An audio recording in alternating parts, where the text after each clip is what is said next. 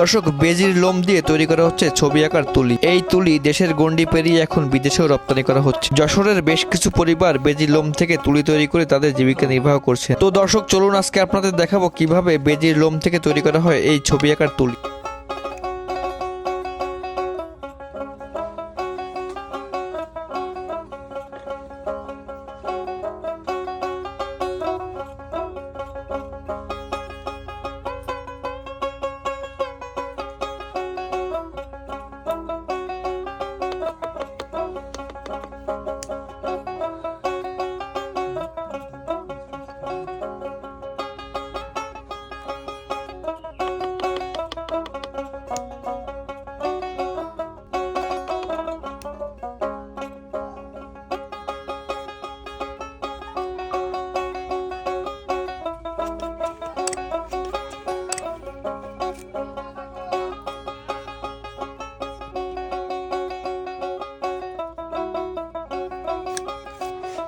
তো দর্শক দেখুন, অবশেষে তৈরি করা হয়ে গেল বেজির লোম থেকে ছবি আঁকা তুলি। ভিডিওটি শেয়ার করে অন্যকে দেখার সুযোগ করে দিবেন।